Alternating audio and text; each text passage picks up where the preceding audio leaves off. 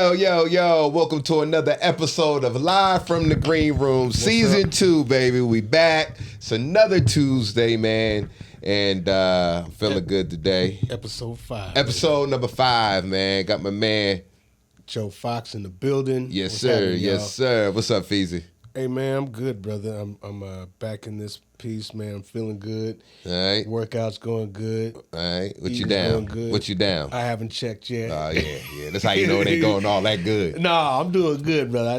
You know what? I just make sure I get a nice burn. Okay. And I'm eating right, so I know I'm dropping pounds. I'm pretty sure I'm about 167. Yeah. I can actually put a picture up now, my before and after, and I will get a lot of likes and probably comments, but I'm still going to wait to do my ultimate reveal in about April, May. You know what I'm saying? With the ass back? I mean, yeah, we looking all right. We looking all right. You know what I'm saying? All right. Okay. But today we got a very special guest, man. This dude, phenomenal actor. You know what I'm saying? Phenomenal comedian. Been in the game for a very long time, man. You've seen him on every comedy platform that you could possibly see him on. And he got a series on Amazon Prime, if I'm not mistaken, correct? On Amazon Prime called, tell me the name of it again. Fat Tuesday. Fat Tuesdays. He was the creator, founder of the biggest black night that the Comedy Store has ever seen to this day, Fat Tuesdays, man. And this is my guy, and his name is TORRY. TORRY. What up? This is Black History right here. You know that, right? Yeah. It is. You said the biggest black comedy. I would say the most important. I would say out here. I would say better than big is. It was the most important. I would go with that. It was historic during the. It opened up a lot of doors. It saved the Comedy Store. Yeah. Yes. Even though they don't want to give us the props and say that, your night saved the Comedy Store. Oh well, yeah. The proof is in the doc. Yeah. And I first met Guy, and you probably won't remember this. I was still like a young comic in the game, and I was starting to travel a little bit, and I had a show in St. Petersburg, Florida. Man. And Guy was headlining, and I opened up for Guy. What club? It was a venue. Yeah, the venue. Yeah, it was a venue. And then fast forward years later, I'm living in LA, and I get cool with Guy. I go to his house for the first time, and you know me, if I'm in your house, nigga, you would probably think I'd have been there 15 times because I went straight at this nigga Fred. He's like, hey, nigga, I don't know you like that yet, man. He went to the fridge like we a couple. You know? Who does that? Your own stuff. I was like, we wasn't boys yet. And was never gonna be a couple. Yeah, man. So I remember. Look too familiar. Yeah. So, but this is my guy, man. So we appreciate you for coming on. Yeah. I ain't got no alcohol up in there, man. Yeah, you know what? We shout out to Captain Kurt, Jamaican Rum. He usually sponsors us, but he has some issues, man. He actually has some water damage. DEI got him? No. He ain't got deported, man. Y'all's liquor sponsor got deported, man. He actually had. It was a fire on the Next door, right? Next door that affected his establishment. Next door to him. Yeah. Got it. And it fucked up the rum factory. So it burned all the rum up. So burned all the rum that's what up. That's what probably kept the fire burning, all that rum. Yeah, but usually we. I hope he's okay. Yeah. Usually we hear sipping I though. always bring my own. Man. Yeah. I saw this contraption, man. Now this looks straight off of Amazon. You can't trust black people. Right. At all. Now, bring alcohol. Amazon. Where did you get this? I got it at a cigar lounge in Dallas. Okay. All right. Yeah. So it carries your liquor and just my liquor. Okay. That's my liquor. Yeah, man. Put something, man, because I knew you Negro was not gonna have. We got a cup too. Oh, this. So I had to bring my own, man. So look, what you sipping? What you got? Gear. I got some. What you drink? I got some clear in here, man. Okay, all right, some clear. Yeah. So, Guy is a big cigar aficionado, smoker like myself. Yep. What's your go-to sticks right now? Man, my number one always is that Padron 1964 anniversary. Okay, good one. I like to support, my man Ken Hamlin with the Arrival. Oh yeah, I smoke them every time I go to Vegas. Yeah. Cedric, Cedric has a cigar out, so I try to support my friends and black-owned stuff. But the League of Number 9 is my joint. Oh, yeah. too. So, but the Padron 1964 anniversary is the one. cigar. I like strong. Okay, you like them strong. I don't need this. Yeah, I like strong cigars. Maduros. Maduro. I didn't even know Seth had a stick. Yeah. No, did he? Pause. Yeah, it's called the Entertainer.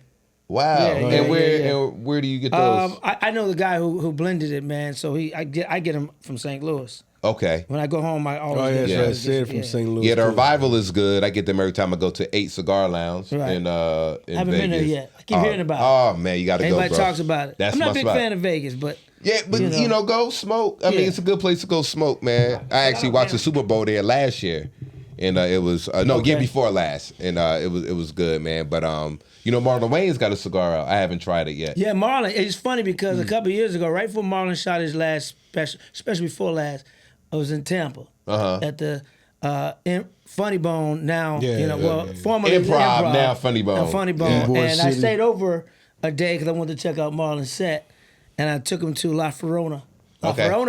Yeah. Cigar Lounge right in Ybor City, Yeah, man. yeah. I've and been he had there. a good time, man. And I didn't know he was coming out, with his own cigar, which is dope. I gotta try it. I haven't tried it yet. So have you been to the Cathedral? I know, and everybody keep talking about it. I have not man. been there yet. I haven't been there yet. I haven't been there yet.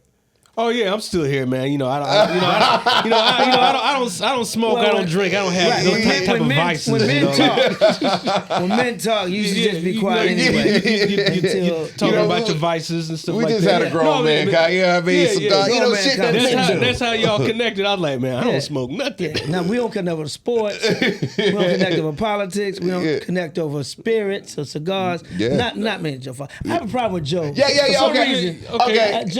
Joe's have always given me a problem. All right, so okay, here we go. So for the backstory, y'all two used to tour together, go on the road together. Yeah. Take it, Joe. Talk to me, so we can see what the problem is. We're going to talk about on Live from the Green Room. The backstory is when I first started doing paid gigs at the Improv. Like this is my first gig. Addison Improv. At the Addison, to be exact. the Addison Improv. That is where I met Guy Torrey and worked. My first week at the Improv was with GT, and that opened a whole lot of doors. A lot of people thought that probably I shouldn't have got that opportunity. It opened a lot of doors for me though, and that's just where I started out. That's the stage where I started, and then it's like how sometimes those doors don't get open until something happens. Yeah. So GT was one of those guys that came in and said, okay, I'll give you a shot, and ever since then, I've been still doing it, still in the game, and then I met Guy again when I first moved to Los Angeles, and then I think there was like one time, I think it was like Ontario, where it was like, oh, come see how, do a guest set, I think it was. I can't remember if it was a guest set, it was a full week. But after that, gave me a couple dates. And then I think it was a full week. It was a full week? It was a full week. But yeah, man, Guy, you've always been a generous guy, a generous person, give people a shot, because he's toured with other features, and he was always doing things in Los Angeles. So, I wanted to be with people that, I could A, learn from, and B, that's working a lot. So that was definitely a blessing, when I first started. So yeah, that's where it all started. That's how we connected. And let's back up. The Fat Tuesday thing, I tried to get a spot. I don't know if you remember this. What was the first cat that used to book? Terrence. Terrence, yeah. My boy Terrence. Shout out to Terrence in St. Louis. Terrence. Yeah, Rose. I tried to get a spot. Call Terrence. I didn't get the call back. I never got to do Fat Tuesday before I moved out here. I did like D-Ray's room or something like that. Okay.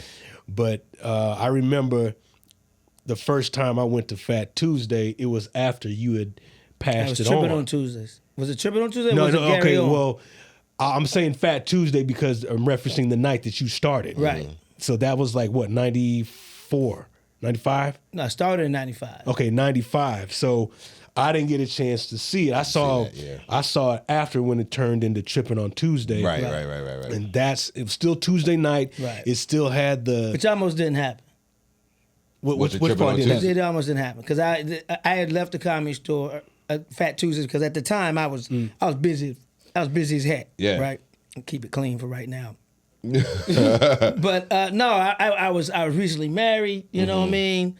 I was doing radio mornings in St. Louis from LA. Damn. So my getting up in the morning time was crazy. I was still acting and I was still on tour. Like doing jokes. I was doing all of that and something had to go. Yeah, okay. And it wasn't gonna be the wife at the time. Right. And it wasn't gonna be the other one. So I was like, you know what? And there were some things that happened kind of the Comedy Store that kind of, you know, put a bad taste in my mouth. Yeah. And I was just like, I'm out. Okay. And so Gooch, who I trained, rest in peace. R.I.P. Gooch. Gooch wanted to take it over with Jeru Tillman, who and then wanted to take the night over. And the Comedy Store was like, no. They said if guy's not involved, then not gonna do the night. They didn't want to do it. So they came to me and was like, yo, Comedy Store said if you're not involved, they're not gonna allow us to do the night. And I was done with it. Right. I didn't want to, I said, okay, look, I'll call them and tell them I'm involved. I ain't trying to get a percentage of none of that. Yeah. I'll call them and tell them, because I know that night needed to go on for black comedians. Right. Right. And just the city of LA. And so, it was like I called the Comedy Store and said, hey, yeah, I'm gonna be a consultant, I'm gonna be involved. No, damn well I wasn't. and then that's how Gooch and Jeru did Tripping on Tuesdays. And then it just started from there. But yeah, that wasn't happening. So was there any gap in between from the time you stopped? Maybe a couple of months. Wow, okay, a couple of months. So it wasn't like a long gap. Or it wasn't like the next week I ended. Bam. No, it was maybe a month or two or something like that. And that's when I was introduced to it, once it became Tripping on Tuesdays. Right. Because I remember they had Alex Thomas as a host. They had Joe Claire was a host. And then Bob Sumner at some point had taken it over. And I hosted, me and Ray Grant hosted it then at that point in time. Laugh Mop on Sunset. So in honor of Black History Month, just back up a little bit and just explain to our subscribers why that night was such a significant night. Just because, in my view, Fat Tuesday, that was the reason why we had all of a sudden black nights all over. In white clubs. There always been black nights, but there weren't a lot of black nights in white clubs. There you go. In mainstream clubs. Right. So it was important because, those who haven't seen the documentary, there was no, after the Rodney King riots in 92, industry quit going to the black community, South Central, to see black comedians. The Common Act Theater was the place where Hollywood would come and scout talent. Right. And that's when my brother Joe Torrey came up through, and Dale Hughley and Martin Lawrence and Robin Harris. Robin Harris was the host, and the Wayans, as far as Damon and Keenan, and Louis Dix, and that was the spot. Martin. So when the riots happened, people were scared to come south of Wilshire to the hood to see the scout black talent. Even black people who weren't from the hood, black celebrities were scared to go. So when I got out to LA in 92, the place was a shell of itself. This place that my brother told me about where Magic Johnson and Michael Jordan would come, and these stars would come and be in the house, come see Robert Harris and comedy. They were not there anymore. So I saw a void and was like, I already had an agent manager. I'm like, man, there's just a lot of talent down here getting overlooked. So I said back then, I'm gonna take the hood to Hollywood. And my manager at the time knew someone at the Comedy Store, suggested that I do, a night, and then the rest is history, man. They gave us Tuesday night, the worst night before Taco Tuesdays. It was Fat Tuesdays. Probably before Ruby Tuesdays. Oh yeah, before any Tuesday. Yeah, before the restaurant. There was Fat Tuesdays. So how hard was it to get it cracking? Like first Tuesday. I'm gonna tell you, not at all. Really? I had no experience at all. I had only been a comic for 3 years. I had never hosted a room before. I've hosted the open mic at the Common Act Theater, like the amateur hour, but I never ran a business before. I had money for advertising. There was no social media, none of that. I didn't have no money for radio spots and nothing. It was just me making my own flyers. And at the time, another comedian, Danny Green, we were friends, and he would pass out flyers. My little sister Malaka was out here for the summer, and she would pass out flyers. So it was really just kind of like word of mouth, man, and just, when you're young and naive, like, I was just didn't know that who am I gonna come to L.A. doing stand up for 3 years, and I'm gonna take on Hollywood and take over the comedy night. Yeah. But it was an assignment from God, of course. So that's what made it easy, man. I mean, the first night, they put me in the belly room for the first 6 months. First 9 months. Okay. First 9 months was in the belly room, which only holds 90 people. Right. Right. So, at first it filled up slow, but by the end of the night, we was turning people away. Yeah. And that happened continuously, week after week, unless it was a rain, because people in LA scared of rain and shit. But are we past a minute where I can cuss now? Anyway. Yeah. Go ahead. But no, so that's how I started. So it wasn't really, like would I do it today? Hell no. Right, you think about it now. Yeah, like, think about it now, like hell no, man. Not to start up. But there was no other room in LA like it. Okay. Nothing. Especially on Sunset Boulevard. Yeah. Sunset Boulevard is Sunset Boulevard. This is a strip. This is where the greats have come, whether it be comedians, actors, singers, producers. This is Sunset Boulevard, and we weren't really accepted on Sunset Boulevard unless they liked you a lot. Right. If you already had to have some credits to be accepted in these comedy clubs on Sunset Boulevard. Right. So Fat Tuesdays did that. And the funny thing about it is, even some black comedians who were regulars at the Comedy Store hated that I brought Fat Tuesdays to the Comedy Store. Oh yeah. Wow. Because they wanted to be the only. They want to be the only niggas nigga. there. Wow. Okay. Yeah. When black people get into some white shit, they want to be the only one. Exclusive. Yeah. So they hated that I brought the hood to Hollywood. Because they used to come down to the Comedy Theater in Peacock. Like, oh, you going up tonight? No, I have a spot at the store. Yeah. Oh wow. With the chest out there, feathers all over. I have a spot at the store. Yeah. Meaning Comedy Store. Yeah. Like, I'm gonna play this little nigga room y'all play. Right. I'm better than you. I have a spot at the store. No, or the factory. Who's one of those comedians that did that? Yeah. I mean, I ain't gonna blur them out like that now, but so they're still working. they still working. They ain't working more than me, but they working. Oh there's man. your store. So what I'm night? trying to be messy. I'm just saying, like, who? In that beginning. I was trying to be messy. It's Black History Month, man. Let's not be messy, Black. That's why I pulled back on my disdain for Joe Fox. Oh no, we gonna get to it. No, we ain't gonna We this is the green room. We talk we about gotta that get kind of to it. stuff. I know. So- Maybe for another episode. It's Black History Month. No, that was Black History. Yeah. So No, that was Black History. What It was more day like did white something history. happen? On your side, but No, go it's ahead. your history. Hold on, wait, God damn it! What? When was it when you was sitting back and you was like, "Yo, this is special"? Like, all right, you got the first few months, belly room, and then it had to be one night where you was just like, "Yo." No, it I wasn't can't until I started doing the documentary that I realized how special it was. It Oh, wasn't okay. because it was I give credit to Michael Blackson, right? I was on a flight one time with Michael Blackson, and we're flying to Sacramento. We had different gigs in Sacramento, that area, and we were talking about Fat Tuesdays. I'd already stopped doing it. He said, "Man, I miss Fat Tuesdays, man, because he got put on. He got put on Fat for Tuesdays." yeah. He said, "Man, I miss Fat Tuesdays, man. These young comics don't know how important this night was." And that's when the light bulb went off in my head. I love documentaries. I'm a hoarder. So I kept a lot of stuff from Fat Tuesday. So I went back and looked see what I had, and I started asking some of my employees and other comedians, like, yo, about if they had any pictures and stuff from Fat Tuesday. And they start telling their stories, their personal stories about Fat Tuesdays, how important it was to them and what it meant to them. And like, I was like, wow, okay, there's something here. So then I started just, putting everything together. So that's when I found out how special it was. It wasn't, because when you in it, and you ain't doing it for that, you doing it just to give back or just to showcase, you're not thinking about how important it is. But I knew it was important enough for me not to fuck that night up. Right. Because I know with us as black people, when someone gives us an opportunity, we got to hold it down for all of us, the culture. Yeah. So I made sure people called me a little Gestapo, but I was on top of my shit because I couldn't fuck this night up. Because it was too important to the community and to comedians. It's something about being young and naive that benefits us. Yeah. You know what I mean? When like you you don't just know got what you that have. young, naive Right, that hunger energy. about you, that energy, Yeah. where you know, like You was in your 20s, right? Like Yeah, 20s yeah. -ish? By that time, I Okay. was 26, 27 maybe. yeah, Oh yeah, Yeah, if I moved out here at pre-30s. 23. yeah. He just like I'm taking over everything. I didn't say that. It was just I wanted to give other people an opportunity. Yeah. I didn't have a takeover mentality. You know, I just had, man, I want to showcase Yeah. funny people.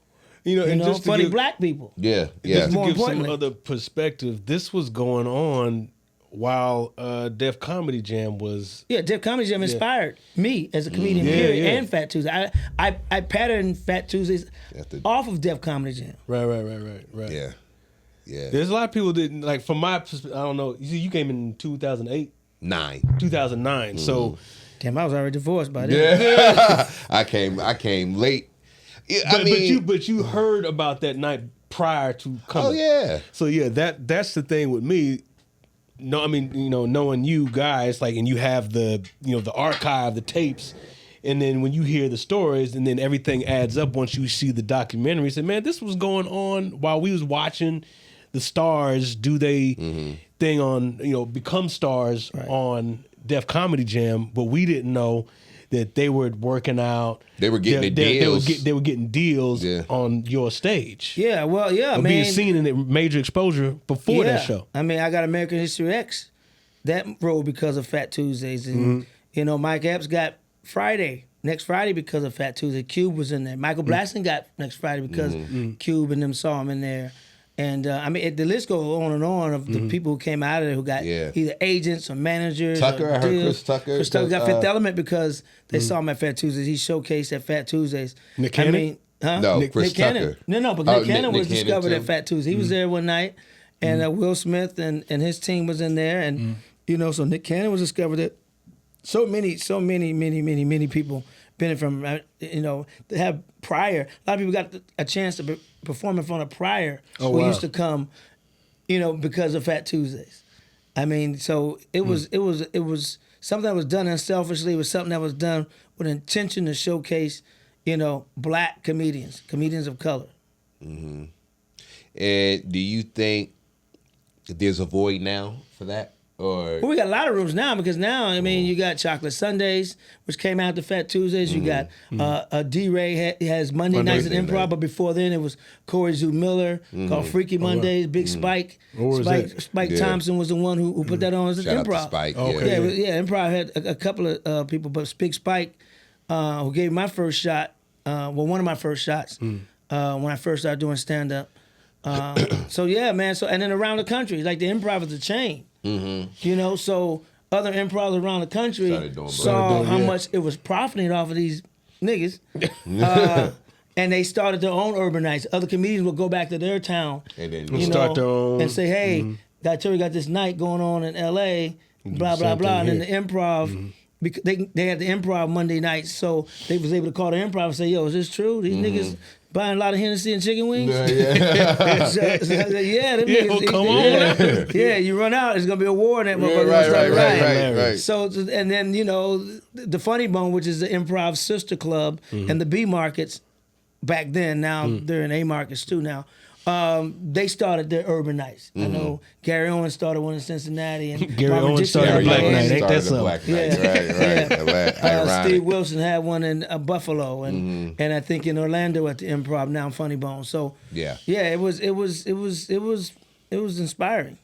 So, with your background, I mean, for people that don't know, you have an older brother, Joe Torrey, who's been two doing- other brothers. Two older brothers. Yeah. One who is a well-known comedian as well. Now, how long was he doing comedy before you? Or He's a long time. I mean, he Okay. started I think in college at the end of his college years. okay, Yeah, I didn't start in '92. He'd already done Def Jam before and Apollo before I even started stand up. okay. So maybe about a span of about maybe 6, 7, 8 years. I don't know. Okay, so when you first said, "Hey, you want to do comedy," did you go to him to say, "Hey, Yeah, yeah. I mean, when I first got to LA, I was like, man, I'm gonna try this because I was always a class clown, campus clown. I was always asshole with jokes.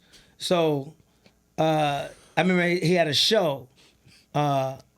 When I first got here, he had a show about a couple of weeks after I got out here, They sent a limo to pick him up. It was in Claremont or Montclair, one of them. And Ricky Harris was on the show too. Okay. And I went up that night. Harris. Yeah, rest in peace, Ricky. And I was on, and Joe said, I'll put you up for like 5 minutes, and I bombed.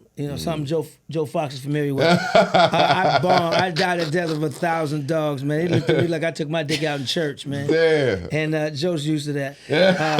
Not my dick, but that feeling in the audience. I ain't gonna even say no Diddy to that. So I started, and then I bombed. But the next night I went up at the Comedy Act Theater and did a little bit better, and I just started, going up every night after that, no matter where it was. 2 people in the audience, 200 people in the audience, pizza shop, I ain't give a shit, funeral, bar mitzvahs, whatever there was a mic and about 2 people. You gonna do it. My raggedy mouth ass was on stage. She'll know about raggedy mouth. But you watch American History X. You know all about that raggedy mouth. Well, yeah, but that was one of the first things you told me when we chilled in St. Petersburg. You said the first thing you did with your check was got your teeth. I put my money where my mouth was. Yeah, that's. I remember you. I remember vividly. You told me that in St. Petersburg. Fixed, man. Yeah. Changed my life, man. Yeah. Girls started hollering at me more. Everything. And I started smiling for more. no reason. No reason. Yeah, man. Back up just for a second. You said you started in '92, and then you started Fat Tuesday in '95. So at what point did you? I know you did Def Comedy Jam, but in '94. Okay, so the year before. So that do you think that that's the thing that kind of gave you some validity to say, all right, absolutely. Okay, all right, all right. Yeah. Now, do you look at that set now and be like, ugh? I look at all my sets like that. Yeah, I'm kind of like that too. I done the other day. It's just I've only seen most of my movies twice. I've only seen the movie Life twice. I've only seen American History X twice. I'm like, okay. Yeah. Let's keep it moving. So I want to go back real quick. Now, did you have any expectations or did you feel like, with your brother doing comedy as well, that he had to look out for you? Like, did you have any type of feeling like that?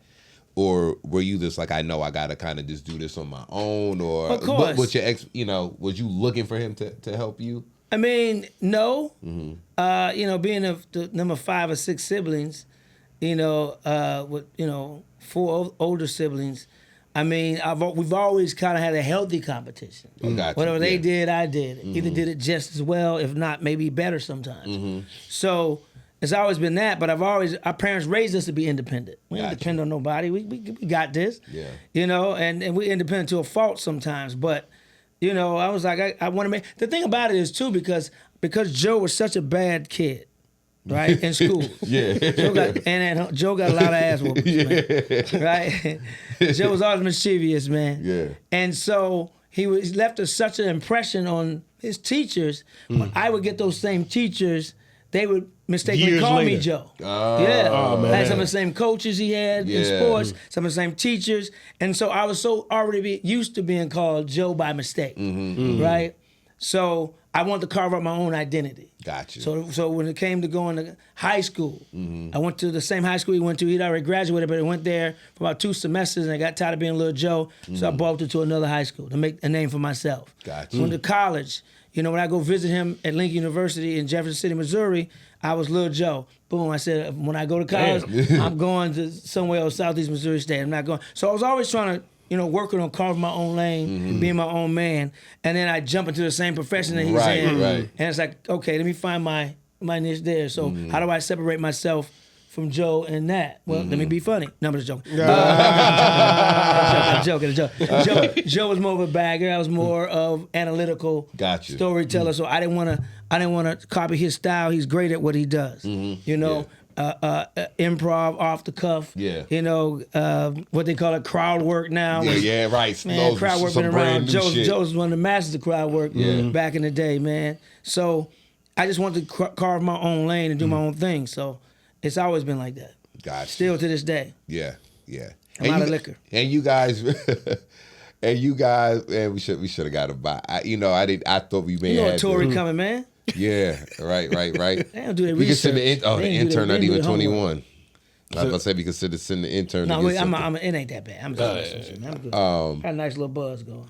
Good. But and then you guys did some shows together recently. You and yeah. Well, I'm bringing Fat Tuesdays back on a limited run, doing some spots, and Okay. You've done that once already, right? Huh? Didn't you do that once already? Well, I did a couple. Yeah. I'm doing another one at the Pasadena. Well, I'm doing one at the Pasadena Ice House on the last Tuesday of February. I'm doing Phoenix next week on the 13th of February at Stand Up Live. So, but I did a ton, downtown LA at the Novo, for my birthday and all that stuff too, which is like Fatter Tuesdays because it's a bigger venue, bigger, badder, fatter. Did anybody get that roast on? Yeah, we have it. I got to get it from.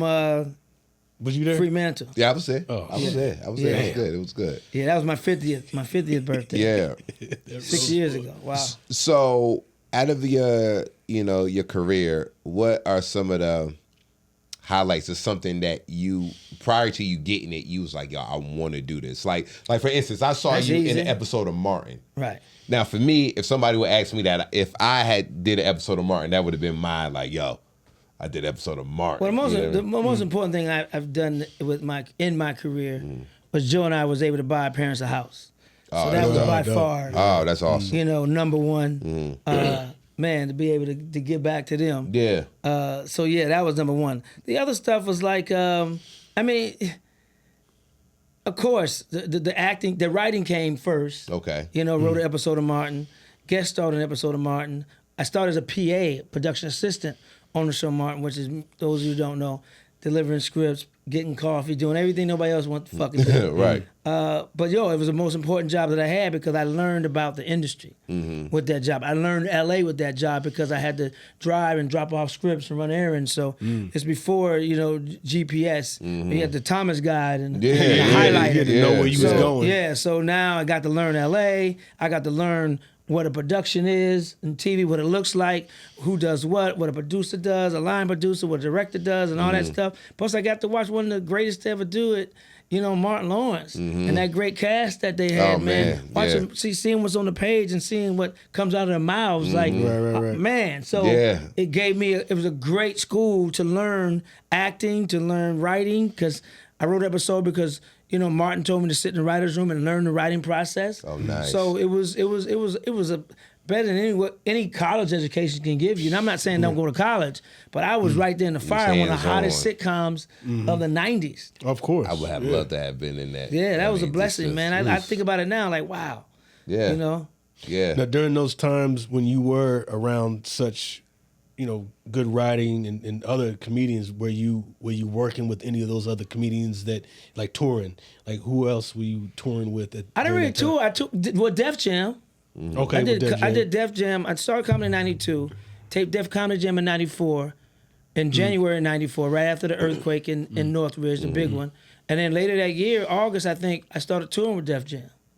So I learned how to, it's funny because I was doing local clubs in LA, but I didn't really learn how to really work out as a comedian in the clubs during the weekends. Doing 6-7 shows in a weekend. Yeah. I was doing spots around LA, but my first thing was these theaters, Fox Theater, around the country.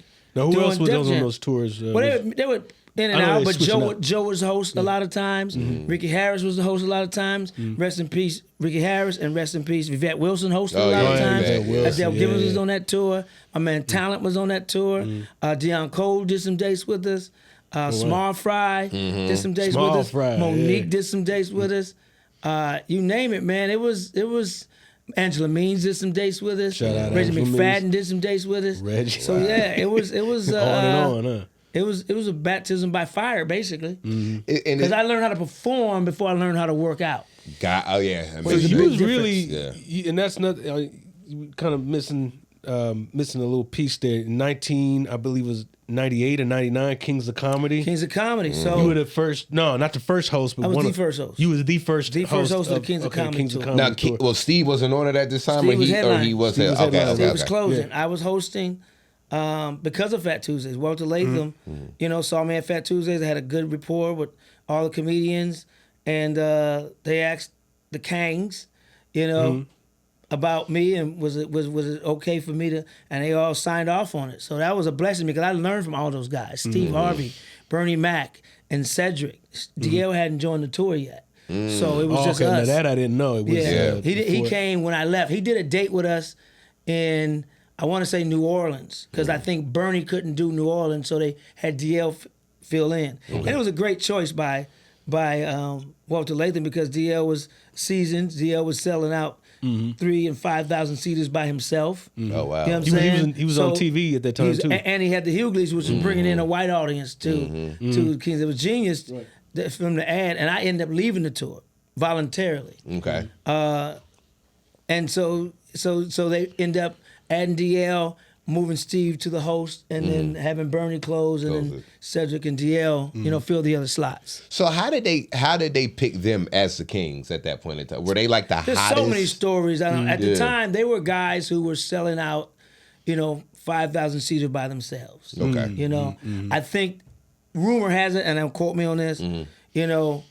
I think they approached maybe Chris Rock. I think Chris Tucker and maybe Martin. And I think they were like, we're good. We don't need help selling tickets. I'm not sure they said that. That's the rumor. I don't know. But they were, and they were selling, more than 5,000 they were doing seats. arenas, They were killing it. So, but so when they went to Bernie, Cedric, and Steve, it's like they were basically like, man, we can make quadruple the money and do less time. And the burden to sell, because when you're the headliner, the burden to sell tickets is on your ass. That's quietly stressful. Yep. But if you got 3 guys like that, who are selling get out 5,000, get they 5,000, get they other 5,000, and then you're doing less time, making quadruple the money. That's a no fucking brainer, man. And work smarter, not harder. Yeah. And that, in my eyes anyway, the variety shows or the comedy cavalcades, I think everybody was trying to do that. What do you mean? Like, give me all the biggest headliners and put them all on one show. Right. Yeah. Before that, I mean, I couldn't even tell you who was doing that. It's usually one comedian. It's always black people. We've always been trendsetters. We've always been pioneers. We've always been creators. And then, America comes up second and try to mimic what we do. Yeah. Every time. Yeah. Every time, yeah. And then, what's the Blue Collar Tour came after that? Blue Collar Tour, a lot of other ones. And So do you think now it's, and I had this conversation with other comedians, when you look at a white tour now versus a black tour, because they're so used to seeing all those headliners on one stage. Do you think it's harder now for one black comedian who's at a Steve Harvey level of doing theaters right now to be able to, the audience come see just that one person? Absolutely. With black I just people. saw Cat Williams. Well, Cat Williams did the Peacock Theater, and that audience was predominantly white and brown. Oh, wow. Okay. So Cat has crossed over. I saw Kevin Hart. He shot a special in Miami. Kevin Hart, Dave Chappelle. I mean, those guys can do those big venues by themselves. Chris Rock, they can do those venues by themselves. Cedric, they can do those big venues by themselves. So I think it's just it's your fan base. If they love you, they love you. They come see you. Now there's some other comedians who can do smaller venues. 3,000 seaters, 5,000 seaters. But yeah, their fans will still come out, especially if you're black. I mean, we put asses in seats. Especially if you look at comedy clubs, you look at the lineup, that's coming in most comedy clubs, it's always a predominantly black. And I say that because we need to laugh the most. We've been through the most. We need to laugh the most. So we're going to support each other because we've been through so much in this country and still going through so much in this country. So the comedy for us is our therapy. So that's why the white guys don't sell tickets or the white women don't sell tickets like niggas. Because we've been through the most, we need to laugh the most. And our shows are mixed. Yeah. Our shows are mixed too. They want to come here, laugh too. Yeah, they want to hear, yeah. Do you think over time that has been pretty consistent with you as far as your audience? Pretty much same thing? Yeah, I mean, or are you getting more because of social media, you getting I think my crossover audiences come with the movies I've done. Okay. American History X. Mm-hmm. You know, white movie. Mm-hmm. Pearl Harbor, white movie. Mm-hmm. Don't Say a Word, white movie. Mm-hmm. Runaway Jury, white movie. Mm-hmm. You know, those movies. The Animal, white movie. Mm-hmm. So those movies allow me to reach an audience that probably wouldn't normally come to see me. Mm-hmm. So, you know, yeah. Yeah. Because social media, I think that changes the game for maybe some not big name stars. That gives them an opportunity. They're leveraging that, not the movies from all time. Yeah, I mean, times is The different. game has changed, Yeah, man. definitely. How have you adjusted to the whole social media I situation? got no choice, man. Otherwise, you won't work. I mean, comedy clubs aren't spending as much advertising dollars on radio or TV anymore. So you don't find you doing radio as much? I used to do at least 2 or 3 radio stations per city, and at least one morning TV show. None of that shit now. Really? And I miss it, severely miss it. Yeah. So I had to adapt to the social media, posting. Otherwise, you won't work. Yeah, people Who's won't- gonna know you in town if they don't know you coming in town? Online. Yeah, they want to So check you out. you better get your ass, on that social On media that and learn it, phone. or hire somebody to do it for you. Because if you don't, I can't do it. Well, then sit your ass at home and you go. So Either move with it or get run over. So that being said, the social media, how much of your material now is shaped by what you see online? Like, what are you doing now as opposed to what you were doing before? I mean, you're going to be influenced by a little bit of it. We as comedians been influenced by life, period, and that's just part of life. Right. I'm starting to tell more of my story, so I don't need social media for that. True. But to add little flavors and season my, comedy, some stuff will be influenced by social media. Because we all know we've seen it, so it's like, did you see such and such? Right. So yeah. Right. Or it can help you form a premise. Right. And what a premise is, people is like the start of the joke, the reason for the joke, and that gives you, it gives you the idea. That's how you start a joke, is with the premise first, the subject. Right. Then work from there. Yeah. Then you work. Some people work backwards. Some people work the punchline, and then work up to the premise. So do you write your bits out, or do you work it out on stage verbally? Both. And then Both. I write it out word for word sometimes, and then I probably just outline it and bullet point it. Yeah. And then take that shit on stage. And I'm see if it works. I'm the opposite. Like I'll work it out first and then go back and write it. You know what I mean? Because I want to hear. I want to get the most authentic version of it. Basically, like from your brain. From my just to let me see what the audience initially says. Yeah, just to see how I want it to sound, and then I'll go back and write it out. You know what I mean? Yeah, I do the opposite. Yeah. Everybody has a different method to the madness. Yeah. As long as it works, man. Yeah. And every now and again, like, it's this new bit that I got, and I wrote it out because I was like, yo, I don't want to forget it. And it's one of them bits that you really got to work out for it to hit. Some jokes you write, you like, okay, I really got to write this out in order for it to hit the way I really want it to hit. It depends on the bit, though. Yeah. And this topic is one of those. If you're trying to say something. Yeah. Then yeah. And that's one of the bit that I'm working on now. Is one of those. I'm trying to say something. I really want y'all to really understand what I'm saying. If you miss this a small part of it, you're going to be like, all right, what is he talking about? Yeah, it's your point of view. You want to make sure that that's clear. Yeah, of course. Yeah. So, and with these podcasts, it's funny because, and we talk about social media, we hear a lot of different POVs from different people about certain topics and certain subjects, right? So, we had an episode a couple of weeks ago. Oh, no. We had an episode in November talking about the presidency, the election and everything. Okay. And Fox had his views on that. Yeah. And caught him up. Yeah, a lot of people it didn't sit well with a lot of people. Caught him and called him a coon. Yeah. A Republican. Right. And I don't mince my words. I don't bite my tongue. I was like, because I think it was something you said you didn't vote at all, right? No, that's not what I said. Oh, you wrote yourself in. No. What'd you say? It was some ignorant, dumb shit that you did. No, I said what I said on the episode. I said the same reason I'm not voting for Donald Trump is the same reason that I'm not voting for Kamala Harris. That's what I said. I said they have not. You have to go back and I'm not quoting myself here, but I did say that they did not sufficiently convince me that they would advocate for black people, neither one of them, through their past policies.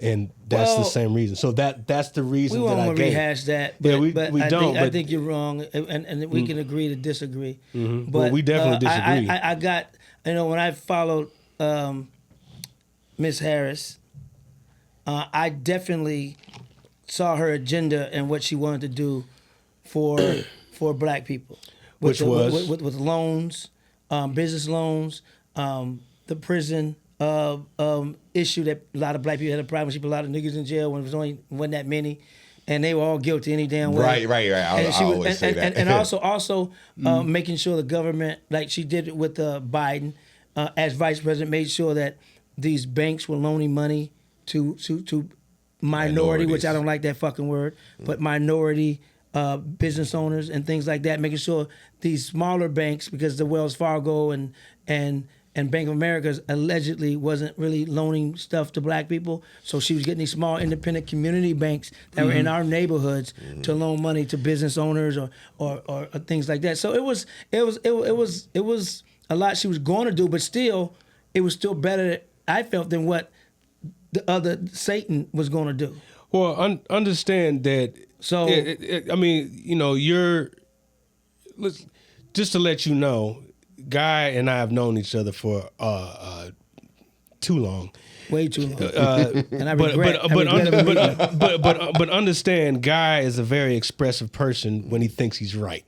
So he actually called me up during this emotional. Oh, he called you and cussed him the fuck out. Okay, I thought. I didn't know. It sounded like you had some preface on that.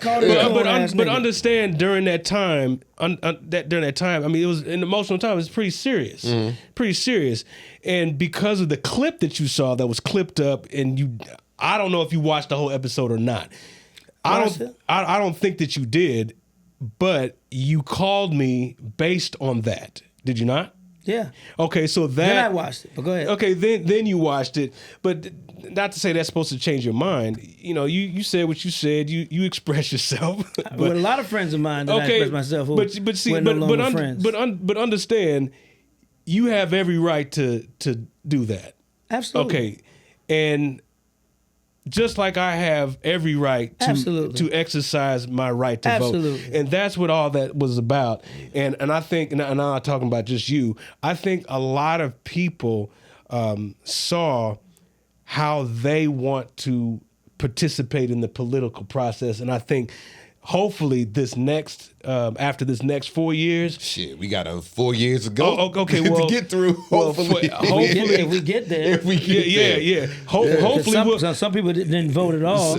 Some people they didn't see their. Some people actually think that in office right now think there ain't gonna be no more elections. Well, I mean, but see that, and that was my issue with what. I don't have an issue with Republicans at all. I don't agree with everything that Democrats have on their agenda. I don't agree with everything that Republicans do. Some things they do, some I don't. It's the person that I was who's representing that party exactly. at this particular time. And the stuff that he's doing right now, exactly was the reason why I didn't want him in office. Okay, and the people kill me with the well, how do we know that Kamala's going to keep her campaign promises? None of them keep all their promises. Yes, and I say to you, Coombs, who voted for I say some of y'all didn't keep your fucking marriage vows. Right. You didn't keep your marriage. You didn't keep your marriage policies. Yeah. I did. Yes, I did. Yes, I did. You said the best I could. No, yes, I did. Sometimes it's hard. You had every intention of keeping those vows. Exactly. You had every intention. Exactly. Just like every politician has every intention of keeping their. But they got a lot of barricades and a lot of obstacles that they got to go over. Here's the difference. So I don't want to hear. I don't trust that they're gonna keep their campaign policies. Here's the difference. You weren't voted to be a husband. Congress, and wives ain't voted to be wives. Okay, you don't get to choose I like that. understand that, But I see what you're saying. You're talking about because intentions. you were married once. I once. Yeah. So And you weren't reelected. So let me ask you this: Nah. well, what's everything that's happening now? Do you have any regrets for? Hell no, I don't have any regrets. Regrets? Regrets. You're not even smart enough to even vote for fucking white. So take your ballot away anyway. Look, you're a little sensitive about Absolutely. that, and you know. I'm a sensitive. Period. Yeah. Like any comment that tells you they're not sensitive is lying to you. We're all sensitive. Okay, I'm talking about this. Absolutely, okay? I'm very passionate and about and it. This is a prime example why you should vote your conscience or vote. Did you vote at all for all the others, like the senators and the local stuff, the California stuff? Just you just didn't vote at all. Okay, just if you can let me finish. Go ahead, I'm sorry. Okay, I participated in the political process. What does that mean? It means that It's like it means that I voted the way I wanted to vote because it's my right to vote, and I made sure I had every intention of not voting against my interests. So you voted on all the measures and all of that. There's a lot of reading, it's a lot of work, and that's why I was saying, where I was saying this. So you were informed going to yes, I was trying to inform myself the best way that I could, and that's what I was saying earlier a couple minutes ago. I think this is an opportunity for all of us to make sure this next go around that we start now to inform ourselves and not just be, I'm going to vote this way because I've always voted this way. And the Democratic Party needs some help. Okay, all of them. We do. All of them need help. All of us as voters, we need to be more informed. Okay, Malcolm X talked about this. Are we going to be politically immature, or are we going to go through some political puberty and grow up? But here's the thing. Okay, let me finish this. But the fact that here we go again, we have an opportunity. There's internet, there's participation, groups, people can get the information that they need to make informed decisions on whoever they vote for. And that way you're not voting against. We can't get it off of memes. That's the thing. You gotta do your own research. You gotta do your own research for you and your family. So we have another election cycle. So hopefully we won't get bamboozled again. And that's just my hope. He can't run no more. This is it. There's going to be somebody else. And from what I understand, he's trying to change it. But in that, for consecutive, in the discussions they had, and I have to research this, so don't quote me on this. It was put in that whatever they call it. I don't know if it's a law, a measure, a bill, whatever.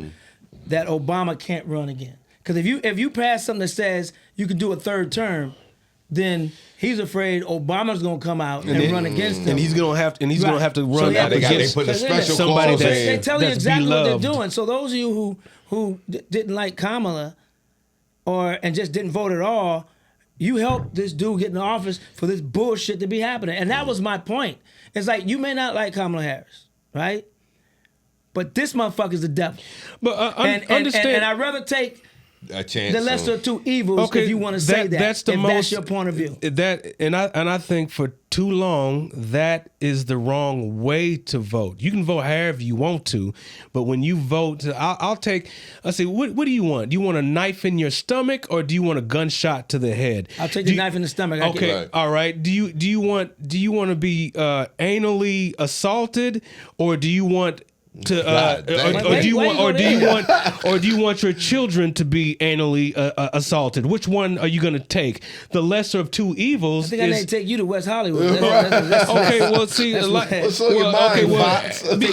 I'm trying to make it plain to what the lesser of two evils are. Bad analogies. Oh no, those are great analogies. Bad analogies. But you would have took one of them. I know that. I know that. Still a feature. No, I am a nationally toured touring headliner that's working sometimes as a feature. I'll have you know. Okay, so and that's just what it is. But that was a shot. That was a shot. Huh? Yeah. That was low. What you gonna say? Was no, low? because I went there because you don't know. I went there. Yeah, you went there. And you gonna I stay went there with your peanut butter pajamas on. Okay, and that's why you're a feature. Okay, I feel like Jamie Foxx with Doug Christie at the just did roast. another joke that didn't go over. Okay, yeah. See, we always knew you were stealing jokes. I am your conscious. I'm not Jamie Foxx. I'm your conscious. Whatever. I'm not Joe Fox. But you did say what you said on the phone. But understand, I think that. Yeah, you was dead to me after that. Yeah, man. So. I know. Okay, who cares? Who cares what people think about your voting? Okay, that's the wrong. Okay, but you know why? I tell you why. What? Because it shows me your character. Okay, my character is character. My character is to vote in the interest of my people. Yeah, you based on feelings. No, and that's no feeling. No, I did okay, my you research. was awfully emotional when you called me. Yeah, because I was surprised. You said I've been calling. I have a list of people that I'm calling. I did not say that. Now you're lying. No, I did not say I had a list. You I did not said have a list. I'm going through it. Look, I'm Fallout guy. I'm Fallout guy. I'm Fallout guy, and I did not have a look, list.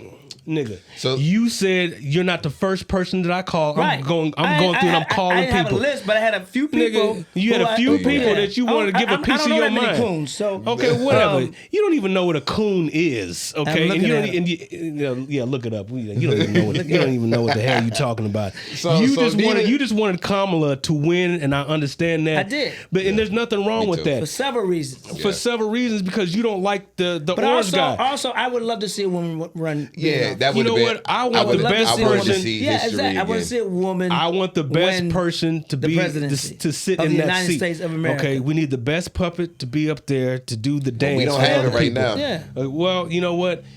We have what we have, and black people. We were black before we got in there, and we still black. What about we us? just angry black. Okay, so what's your stance? You shopping at Target? You shopping at Walmart? Nope. Are you all right? So you boycott? You mad at Snoop?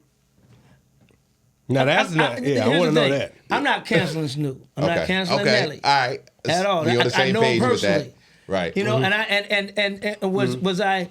No one knows why they did what they did. When I've done it, no, but that's me. Right. I'm that's gonna me. say. You were talking about that's what I said. as an artist. I can't speak for them. And so it's like the whole cancel thing is to me is reaching, because here are two artists who have amazing careers, who have with those careers have hired a lot of people of color, Right. You know, color? have given back to the community, whether in it be their own way, black, white, whatever. Like so to cancel the whole career off of a decision that they made, I think it's wrong. Yeah. I think it's extreme. No, would you agree with this? Because of how we came to know this on social media, on memes, they brought back the old one, right, and all that. People change too, though. Okay, you know what I'm saying? Okay, I didn't disagree with you. Understand that? We may be friends again one day. You was dead to me back in November, but who knows? In the future, I may change my views about. I'm just being dead ass. Yeah, I fall out with a lot of people, and sometimes we grow, and we were able to see our flaws and where we were wrong, and we're like, you know what? I changed my mind, and or maybe I was being too sensitive. Maybe I was being a little bitch, and I have those bitch moments sometimes. So I can't relate. Go ahead. No, you always a bitch. But anyway, I like those points. And so I said, so over those decisions, do I agree with their decisions? No.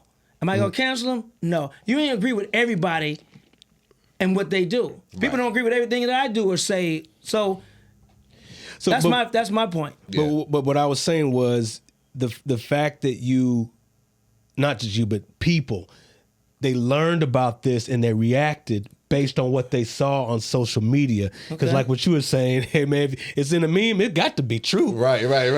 But upon further examination, the dude, and I'm justifying, it's a bad look all the way around. Let me say there's a bad look. But that was not in an inauguration event. It wasn't. Yeah. Okay, but people were saying they threw his... They read the tea leaves. and didn't research and ran with Yeah, it. so people were going back, going back on what he said in 2017. Well, and said, from what I understand, Elon Musk, I don't know if he trolled them. I don't think he was an original poster, but I know he retweeted it or reposted it. but still, people reacted based on that. People reacted based on. People reacted just recently saying, Donald Trump is canceling Black History Month, and people were getting all up in arms about that. And I'm like, he did not cancel anything. Well, here's the thing, and you're right, but because of his character and his history, it's not far. You would believe it. You would believe. If skinheads think you're a skinhead, or if white supremacists think you're a white supremacist, then you must be doing things You that must be you know what I'm saying. If you get invited to a Diddy party, then no. If you get invited to the Diddy party, you must have think some you a behavior. and he's asking you to stay. Right, if you actually stay, right. Yeah. Not only invite the ones who stay, the ones that they get a baby oil to, and that's the golden ticket. You get baby oil, and that's the golden ticket. If you actually stay for the after party, then evidently he thinks he knows. Yeah, get invited to the Diddy party. Y'all done gave each other eye contact. There's or nothing wrong with something. that. But the after party is like, oh, okay, he saw something he saw the twinkle in your eye. Yeah. Or he didn't hear you fart when you farted, and this whistle. When you farted, it whistled. Ooh, man, like that's that him. motherfucker. Yep. That was in the heat. I saw a video today. I think it was one of them AI videos. It was R. Kelly walking out of prison. I saw that a while ago. And I'm like, is this what is this? They had an AI video of AD Anthony Davis, who just got traded from the Lakers to Dallas Mavericks, about this whole thing, and it looks real as fuck. But Anthony Davis didn't say that. See, that's my problem with. And that's before he broke his silence and made his statement. So and it's like you have to defend something that isn't real. Right. Well, yeah, that's the thing, man. The I think memes. a lot of people, and me personally, I think a lot of people, especially kids coming up, they're not going to be able to know the difference between what's real it's like defending and the what's ugly not. chick you hit. Like, oh man, no man, she nice, man. She cool. paid. She got money, y'all. She got a nice She got house. a car. I She can't got her own relate. house. I can't relate. Oh, I can. Yeah, me too. I ain't gonna lie, I don't discriminate. A couple of. I So discriminate. look, looking at you, bro. Every woman you hit ain't been fine. You look at yourself. Were you peeping in my bedroom? No, what are you look at talking you. about? I can see about your face, and you have no game. Joe, you have all. You done smashed some wiggle muggers before. You tell me. I done that all smashed the a time. lot of wiggle muggers before. You Hey, done man. smashed some wiggle muggers. Hey, man. Judging I know by I your have. face. Go Yeah. ahead. Hey, everybody got to have standards. So every girl you smashed in your entire life been dimes. No. All right, All then. right then, there you go. They ain't been booger wolves like you're Wiggle suggesting. muggers. Hey, they got the I best done had sex. a few. Wiggle I done had it. I done They had a need couple love, too. booger It's wolves. limited. They need love, I too. can't relate. Okay. Can't relate. I don't know, Fox. It's the Guy Torrey standard. If you look anything like Guy Torrey, man, I ain't gonna freaking Oh, mess no, with you I know like I'm that. attractively challenged. I accept it. I'm good. That's why I have a winning personality. So you got the game, though. You got the I ain't got no game. game. I ain't got You got game. I ain't got game. Hey, man, that's you why I better had to have be. something. That's why I had to be successful. Hey, man, you I got gotta no have something. game and a little bit of attractively challenged, but I own it though. I'm all good. Hey, man, as long as you know who you are. Absolutely. You just gotta have that swag and confidence, Exactly. man. That's Man, it, just man. ask for what you want and be honest and be yourself, man. And sometimes that will go How's through. that working for you? It works good. It works great. I think that by the end of this episode, y'all two gonna be Fuck back. Joe cool Fox, again. man. See, I ain't Go with on that. I ain't with that Diddy shit. GuyTory.com and get your fuck Joe Fox t-shirt. I ain't with that Diddy shit now. I always knew 5 something cents. about you. That's all he's We worth. gonna have so much clickbait in this episode for video. And as soon as they see him, they gonna click off. Oh my Click off. god! What are you drinking, Joe Fox? You drinking Don't water worry like about a what the hell I'm He drinking. ain't got hot. That's why I thought he was drinking it. I know we told him. Man. I know his Hey, buttons. Yeah. Did I you know know? what You Buddy's know I'm thinking. far from drunk right now. I know because yeah. This man, let me tell you something. Touring with Guy Torrey. He seen me beat up cops before. No, I seen you get. I seen you almost get beat up by cops. No, Oh, shit. Let's hear the Okay, story. no, you beat up taxi drivers and they get put on the goddamn cobblestone by the bike cops. That didn't happen. He wasn't a bike cop. He was a foot cop, but He got Yeah. off his goddamn Yeah. bike. You almost put his foot in your ass. almost, yeah. And Joe was shaking. Where was this at? It's in Baltimore. Baltimore. This nigga beat up the taxi driver. I didn't beat the taxi So you got a driver. temper. You did smack him in his face though, didn't So you? you got a temper? Absolutely. He got a bad temper. Okay. It ain't bad, but it's I have a temper. It's- I own my bad. flaws, man. Yeah, I ain't yeah. perfect. Yeah, man. Yeah, you smacked that motherfucker in his. So what happened? Yeah. So was Because you? he was disrespectful. disrespectful. Oh, yeah, Cab I driver don't- was mad disrespectful. I don't play disrespect. Yeah. That's one thing about me. Yeah. He hit that We got in motherfucker the in his head. cab going back from the venue, venue. to the hotel. Yeah. To the Right? hotel. Cab, regular cab, right? I don't think Uber was around then at that time. No. So, and it was only really a 5-minute ride, but it was cold. It was close. I had It was a bunch close. of stuff. Yeah. And it's walking up a hill. And I said, he said, we're going right to, the cab ride would have been only maybe like $5, right? Yeah. I gave him a 20. I said, man, I know it's a short distance. Here's a 20. No. I was going to give him 20. Right. And he goes, okay, we have to pay first. Pay first. He said pay first. Pay first. What do you mean you gotta pay? Because if I had the money, I was giving to him, like here's the 20. And he was like, pay first. I'm like, pay first? For a cab? You don't know how much it's gonna cost yet. Right, right. And then he said, and I got this. I'm like, what? And I snatched my 20 in his head and mushed him. What the fuck you talking about? Pay first. He mushed the $20 on the side of his head. I said, man, bro, I pay Oh, first. nigga here. Pay that first. And I got out the cab. I said, man, fuck this cab. I got out. do that. I did. Yeah. That's disrespectful. Cause we black, we gotta pay first. So I got out, slammed the door, and he got out. Fell out the car. He hit me. He hit me. And the cops not even asking what's going on because I'm black automatically, Can't like, you know. like, And he was one of them. His ethnicity was like one of them. Yeah. Rock throwing ass, whatever He that said country rock that's from. Oh my Rock God. throwing Yeah, Indian. them motherfuckers. So yeah, and I disrespected. So I was like, yeah, I mushed the fuck out of him. Yeah, man. And then so he called the cops. They were Well, right it there. They were right there. You know, and what he said was he didn't pay. He didn't pay. didn't pay. And he never took off. That's what he said. So he made it look like we took the cab down there, and I ran out on the tab. No, you didn't even move an inch. Yeah. So yeah. he got out. He didn't pay. He didn't pay. They didn't And even then the ask cops- no Your face question. paid. He said, "What's going? What's Asshole going on cops, here?" And they you know. got big arm movements. Bullies. All of a sudden, that put a grip on. He said, "Hey!" Yeah, he I did said, that. I said, "You ain't gonna put him down on the." I said, I'm cool. You ain't got to do that. Yeah. I'm good. I said, "You don't have to put him on the ground like that." And he said, "And they're like, you just mind your own business. Yeah. We're taking Fox care." had your back. No. Fuck about that life. Because I went back to we walked back to the hotel. Yeah. I put my stuff on. You- I put on all black. I put on a hoodie. Looking like and I Alpha ran Dog back there. down there and I was tried standing to by stop a him. building because I was like, You if I was- see this motherfucker, if I see this, I'm just gonna bomb on him and run. He couldn't catch me. You was acting And then- like a nigga. That's what you Absolutely. were doing. I was Absolutely. like, this. Sometimes it's called for. I got a temper. Yeah, And he disrespected me. Yeah. Without asking The cop- what's going on, you automatically just He was Yeah, ready yeah, to yeah. assault the police. Yeah. I'm like, man, I might have to. I got First to time. do something like that. Now I got to do the show and shit. Yeah. So I'm Gotta go down tell there waiting. somebody. I have a hoodie on. I ain't got no bail money. I'm a feature act, To find nigga. this cop. I just bomb on him and run. He was by the And- and- 7-Eleven. I had Hoodie a on. Slurpee. I was like, okay. Oh, you was ready. I was going. You was ready. I'm left-handed. He Oh, yeah, I'm wasn't gonna see it left-handed coming. too. Yeah. Bang! Yeah. Knock his ass out. Came back to the hotel. And he all goes, no, I'm behind. defeated. He behind. I see somebody behind me. Guy, what you doing? I was like, God, what the hell And I are said, you Joe, doing? you ain't about this life. Yeah, nigga. Go back yeah, to the go hotel. back to the nigga. room, Joe. You I ain't about stood this back life, there, Joe. And what happened? I never found him. So I went back to the hotel. He was out. God was looking out. He was God out looking there out. for 15 minutes. I was. I was. Yeah. Yeah. If you stayed out there that long, Yeah, you it was really cold too. So I was out there 15 Standing by the minutes. 7-Eleven 20 minutes. trash I was out can. there, actually, I was out there 10 minutes before you even came.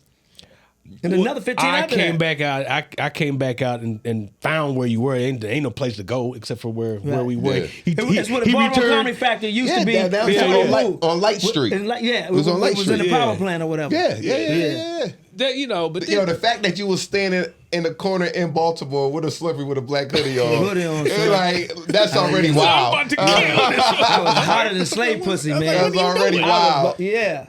And now, those of you out there looking, kids, if you look at this, don't do that. Don't try Law that at enforcement home. agencies are Yeah. here to protect us. Don't drink and some of get them. anger management And don't do what I do. I've learned. I was younger then. And so this is no endorsement to go and seek out a peace officer and beat his ass. So don't do that. So I already It's know. not cool. I already Not know. cool. Cops are our friends. Sometimes. Especially the ones on the bike. Now I already know what you do on Fat Tuesdays and all the black comedy and comedians. I know it was some fights, some classic epic fights. Oh, yeah. That was, Yeah, that him was- and Joe. What? Yeah, well, yeah, that one. Yeah, I Oh, forgot. all right. So what happened? No, that was it. You gotta watch the documentary for that. Hey, one. man, you want to know who told me about that Who? before you? Who? Noel Jones. Bishop Noel Jones? Yeah, He Noel can't- Jones. He cussed me out that night. Damn, Noel the Jones Reverend came- Bishop He cursed came to you the out. edge of the stage and like, you niggas need to cut this shit out. And I was like, he cussed and he said niggas? Damn. It was Grace Jones that night, his sister. Y'all must have really been cutting up then. Oh yeah, we had me and Joe had a big argument on stage, it was huge. Damn. Yeah, it was Now, huge. now, did you guys, you guys have not toured, but y'all have done shows together? Yeah. Yeah, No. This was at Fat Tuesday, right? right. Okay, no, I'm talking about after that. Yeah, Yeah, we were just together. said- We were yeah, together. yeah.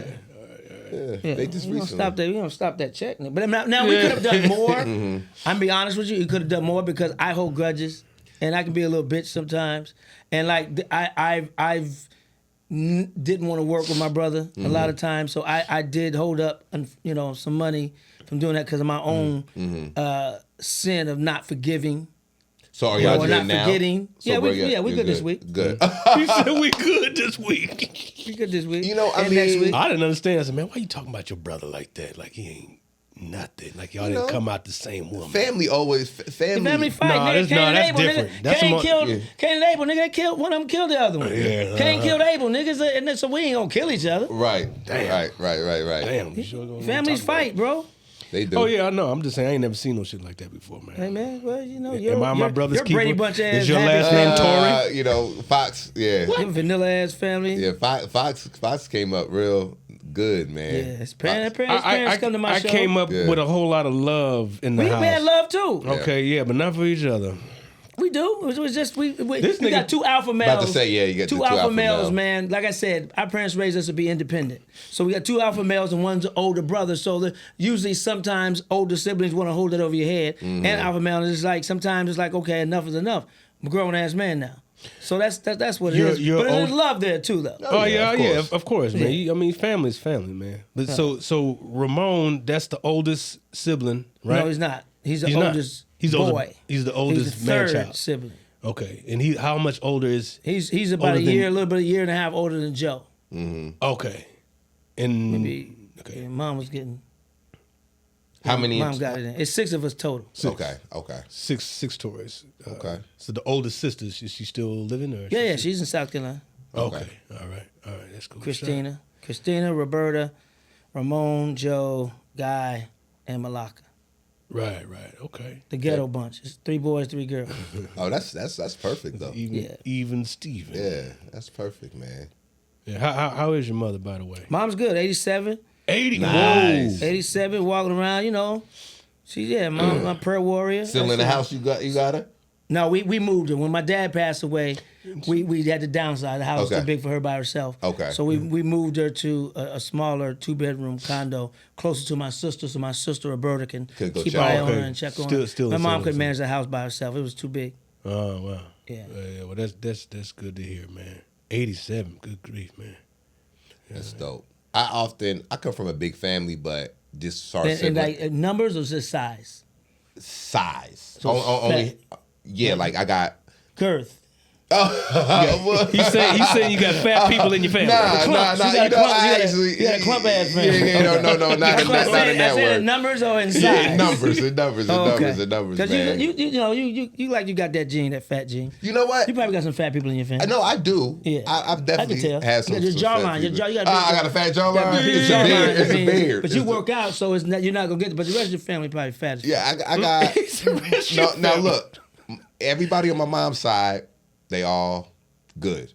My dad's side. He got the fat gene. You know what? My dad's side. You know all, your dad? All the guys. You know your dad? Yeah, I know. Wow. Yeah, What's it like? I know Walter. Walter. Yeah, I know Walter. I know Walter. I know Walter. This is the story there. Yeah, they all tall and skinny, but the women. Little Walter. Yeah, hey, little When they Walter. start charging for singing that verse. Yeah. Y'all gonna get a bill. But Kurt Franklin?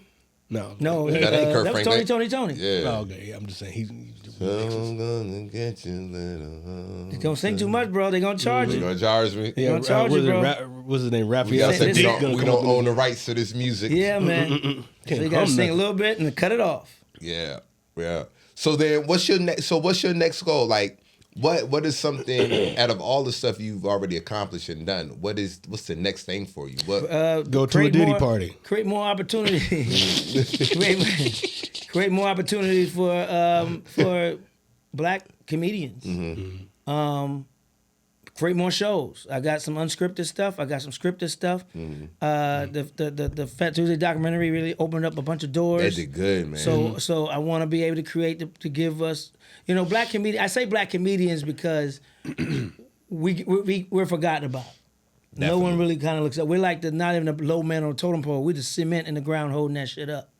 So our stories aren't told enough as black comedians. Comedians, period, stories aren't told enough, but especially the black comedians. A lot of rich stories out there with black male and female comedians that should be told. Our story, our journey. So that's my assignment from God is to be able to tell these stories, and so it won't fail because it came from God. So yeah, I just gotta do my part. Right. Oh, yeah. He plants the seed. I Now make you sure gotta- it's in the right water, get the right sunlight, He's in get the right white water. soil, and the right Yeah, white water too. the And, white. and it's gonna glow. It's gonna grow into the flowers that God intended to grow in. But once you do your part, then He'll come back and do His part. But He always plants the seed. You got to recognize the assignment and as an assignment and do it unselfishly, and then you won't fail. Facts. Hey, right. You're right about that. So When the liquor come. you done sipped up from your little Yeah, sippy yo, cup you there? they gotta come up with a bigger. Well, I had flash. two, but I drank one last night. Nah, I can't wait to order that. Man, Yo, I'm two of these. going. I got it from a cigar lounge in But I know, and look, I'm not supposed to be ordering nothing off of Amazon. Don't, man. Well, I can't say that because my documentary's on Amazon. Okay, yeah. Don't speak See, that's the against- thing. We trying to Don't bite the hand that fed you. We trying to, boycott a lot of these stores where a lot of black products are being sold or viewed. Can we and go watched. there for a second? Why is it that people are saying boycott Target? Why is that? Because they're Well, rolling roll back back their the DEI and policy. And the Okay. thing about it is, I mean, we are 7th or 8th beneficiaries of DEI. Yeah, exactly. We White are women are last. That's what I'm White saying, women are 7 or number 8. one. It lists only 7 or 8. So we are the last, but there are people with so much hate in their heart that they're reading the tea leaves. They think it's just black people. Same thing happened with affirmative action. Yeah, right. Like years ago, when one of the reasons why you stopped seeing so many black sitcoms and TV shows on air, because affirmative action was voted out, right? In that affirmative action bill, large corporations had to spend so much money toward minority, Minorities. not just African. I hate the word minority, but Ain't that the trick bag, though? Yeah. So to advertising, which means these networks can have a urban show, a minority show, and they have the advertising dollars because that's what pay for the shows. It's the advertising, the commercials. So they had so you can have the Joe Fox show, right? And you had advertisers ready to advertise that page for the show. Right. Once that affirmative action went away, then they weren't obligated to Have those shows. exactly. Yeah. And these because these big corporations had to put so much money toward these programming. So now with that gone, they didn't have to. So fuck it. That's why I tell people when you watching these shows, whether it be a black show or a show about women or gays or disabilities, we're considered the minority, Asian, Latino. Then support those commercials. Because support those products. Because if they advertise, if Kirkland Water, which is Costco, start advertising during the Joe Fox show, and they see their sales going up, guess what they're going to do? We're going to commit for another 2 to 3 years. That means you got another 2 to 3 seasons. Of course. So Damn, I didn't know it went like that. Yeah. So Yeah, I mean, the that's advertising, if they can't find advertising for your show, that's why ratings are important. They're like, so who ratings are important wants because to buy this show? That's basically right. They're selling who's the show. Yeah, who's going to pay these salaries? Yeah, who's going to pay for this production? Mm-hmm. So you got these major corporations. And now when affirmative action went out, and even back then we weren't the leading beneficiaries of affirmative action. Right. So people are just so want to see black people not rise. And that they were voted out, not knowing they're hurting, they're cutting out their face, their nose despite their face. But that's how much hate they got in their fucking heart. But what I was trying to see, because like I believe in taking an organized action. So yeah. it was just baffling to me. Again, it was knee jerk. Yeah, but how do we respond to something like that? Because if you really read what Trump did in his executive order, he was talking about federal government jobs, but that's the dog whistle. It starts federally here, and it's just Target or some big box store. They say, you know what? We're going to roll back some of our DEI policies too. DEI. When did you even start using that word? First of all, well, it was affirmative action, and then and then when I got voted out, now we know the DEI because the categories expanded. It used to be there's people of color or women, or disabilities, but then they added the veterans, but also the LGBT plus community got larger, so they had to include that community as well. I know that. But I didn't hear, I mean, I'm not on, online like that, but it was on Black Twitter or, Black IG. Yeah, Black IG, boycott Target. I said, well, hold on a second. What is the constructive outcome for boycotting Target? Like, what is it supposed to do? Because you have black suppliers, black vendors that have their stuff in the store. So I'm like, okay, well, if you don't go to Target to buy it, is there an alternative to go get those? So here's the thing. To go get those products. Here's the thing. One of the reasons why I didn't want Trump in office is because of his knee-jerk reaction. He doesn't know enough. He just does it off and not know everything it affects. So and so we knee-jerk because we know it's not just hiring, people with disability or people of color or veterans or the LGBT plus community. It's about they can fire you now because of your religion, because of your sexual gender, because of your color, and not have the law or the bill to back it up. Like companies wouldn't do it because they know it's written in the law that you can't do that. Now when it's gone, they can fire you for whatever the fuck they want to fire you for and not be held accountable. So it wasn't just about the hiring. And if you look at the funny thing about it is 70% of black women hold most of the masters in America, master's degrees in America. 70%. 60% of black people hold most of the masters, men and women. Right. You know why? Because we have to be qualified to get the job. Yep. So we got to get our master. We got to get our doctorate just to say, okay, look at me. Yeah. And then you know what they say? Oh, well, you're overqualified. The fuck? Just say you don't want to hire me then. So I'm down for you, down for I don't. No, we ain't talking about Target. No, overall. Everybody's overqualified. We talking about the DEI because it's as a whole. Darky exclusion initiative. How are you overqualified? If I'm a boss and you got way past the qualifications. There's no such thing as over. I want a team of overqualified motherfuckers. I want a bunch of Kobe Bryants and Michael Jordans and LeBron James in my fucking team. Well, I want a bunch of goddamn. Understand that those first Joe Foxes, Danny Greens, Buddy Lewis's. And shout out Buddy Lewis. Man, don't do Buddy Lewis like that. They just got straight for no reason. Danny Greens. Hey, what I do, man? What I do? All love. Wait, tell it over here catching strays. Anyway, we all know, or we should know, that affirmative action programs, when they first started appearing, it wasn't even about race. Right. Exactly. No, it wasn't even about gender. No. It was about, hey, we should be able to join labor unions. Right. We should take affirmative action in that area. I can't remember the name of the act, but that was back in the 30s. Job and labor unions and stuff like that. It wasn't until JFK, John F. Kennedy, that was saying, look, we need to take affirmative actions on government on government jobs and federal workers to make sure that we have some racial equity. I mean, but even that was like that was during a time where we was turning up. Yeah. Jobs, the 30s, we weren't really turned up in the 30s, but. Well, I'm talking about when the very first. I'm talking like affirmative action and tied to race or to black people. That was after that. It was John F. Kennedy. John F. Kennedy, Lyndon B. Johnson. I'm thinking of somebody else right now, but those presidents that were signing those bills, that was self-serving. Right. Oh yeah. Calm the Negroes down. Put some legislation out there, and now.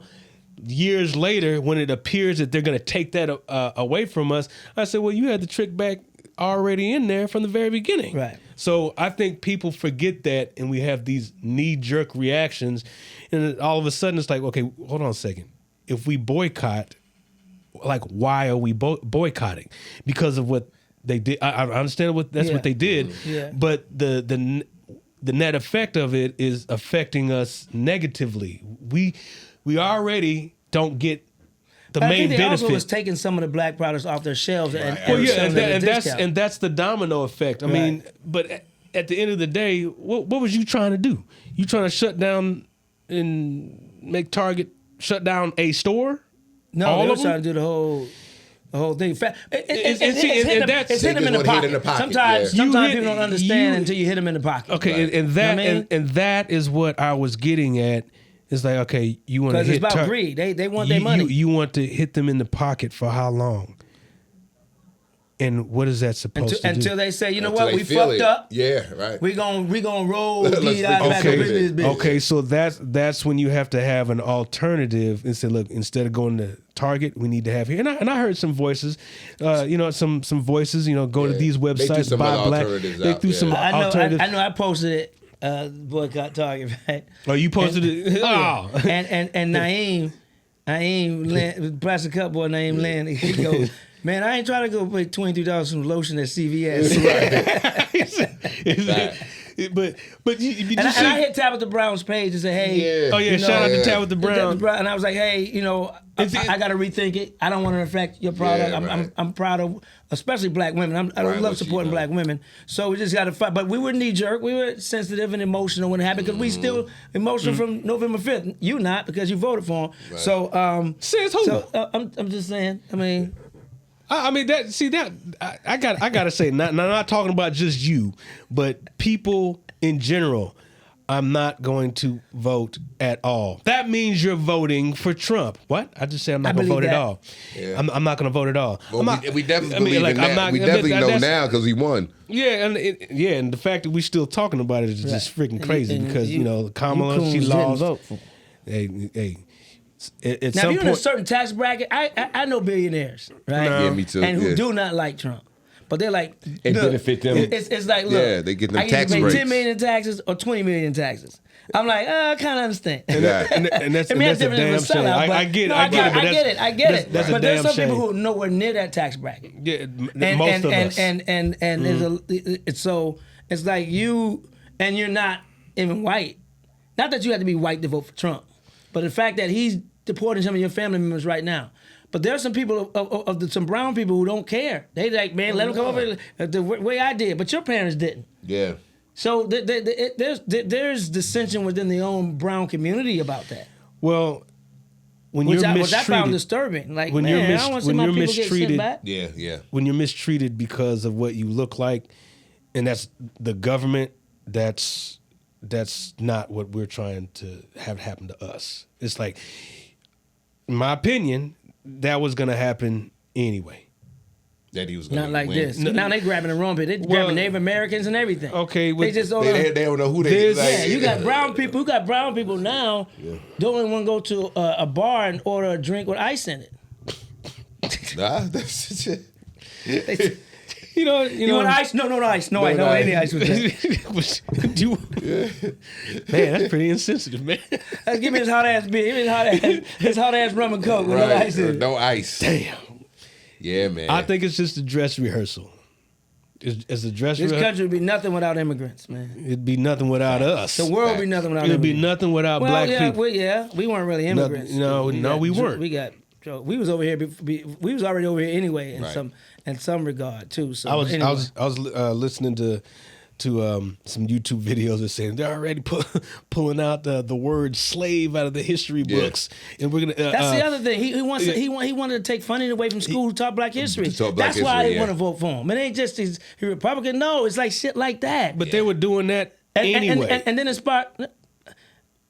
They were. Where? In Florida, the Satan, or DeSantis, whatever his name is, the Satan. The Satan. He did it in Florida. So it's just like, and I heard the DEI is affecting a lot of shit because, Anthony Davis just got let go from the Lakers because of DEI. The Lakers rolled back their DEI, so they like, we got to get a white boy in here and get rid of white boy in there. They got then Connect. What's the whitest I ever seen the Lakers? They got Connect. They got Austin Reeves. Now they got Luka. This is the whitest I ever seen the Lakers, bro.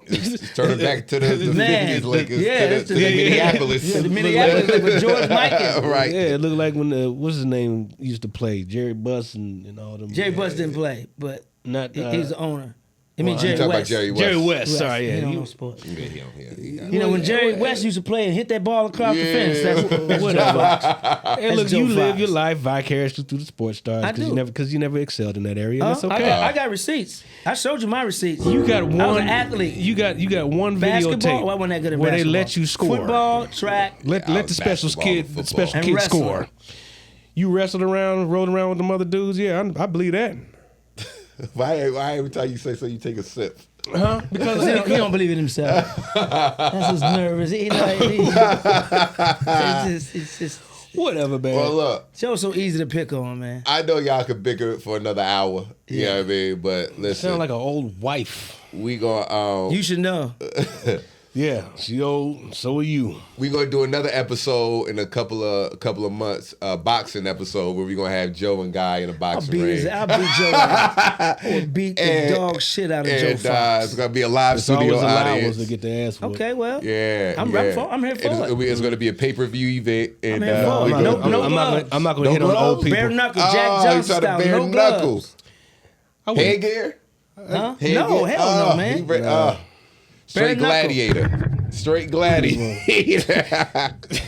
Put up your dukes. Put up your dukes. So where you Man, at I would next, throw guy? you in Let the everybody know where you gonna be at next. When is this airing? Thursday. Thursday? Oh, like this coming Thursday. Yeah, Okay, yeah. Friday night. I'm in Long Beach. Legends of Laughter Tour. Legends of Laughter Tour. It's Samore, the very funny Samore. Right. It's Lavelle Crawford, the homie from St. Louis. DC Curry in Long Beach at the Terrace Theater. Dope. Ticketmaster.com where you get your tickets. Saturday, I'm in Sacramento with the same crew. Ticketmaster.com Saturday at the Hard Rock Theater Okay. in Sacramento. And then what else? St. Louis on Valentine's Day. Dr. Crib, Valentine's Day, same crew, Valentine's Day. Get your tickets. And then Fat Tuesdays is in Phoenix on the 13th. Big bro Joe TORRY is headlining. Phoenix at Stand Up Live. And then I am in Charlotte, North Carolina on the 16th. Legends of Laughter Tour, same lineup along with Gary Owen and Special K. Yo, what's up, working. And check me out at GuyTorry.com.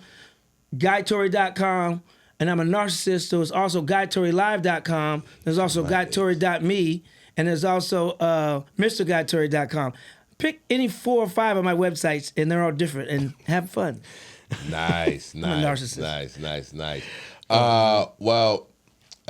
Shoot. Thursday tonight, you can catch you at the Haha Comedy Club. And then this weekend, I'm off to Tulum for a get outta day here. or two. Nice. Hang out for a little bit. And then my next dates on the road will be Buffalo, New York. And What you doing in Buffalo? Helium? Helium. Yeah, it's a good Helium club. Comedy Club, man. And then where you at? He's at Target. He's performing at Target. You got Target, Walmart, all the places that we Yeah, boycott. yeah, me, Snoop, Nelly, Rick Keith. Ross, and Virginia Beach this Yes. weekend. Funny Bone? Yes, at the Funny Bone. Town Center? Yep. Another Next good week. club. Next week in the Belly Room, Crack 'em Up Thursdays, and we'll see what happens after that. Sounds good, man. This has been an episode of Live from the Won't see Green him at a Room. voting booth. Yeah. Look, we appreciate all the new subscribers, Captain Kirk. We can't wait for you to get that run back up in here again. I hope you and your family are safe. Yes, and we got to bring Guy back so he could try some of that rum and knock Joe the fuck out. Joe Fox, that is. Joe Fox. Up. You know, we gonna do a live boxing match episode between Guy Torrey and Joe Fox. And he used to it. And no, I was trying to say Joe. I meant to say Joe Fox. I know. And yeah, man. But we appreciate y'all live from the green room. We out. Time to go drink and smoke cigars.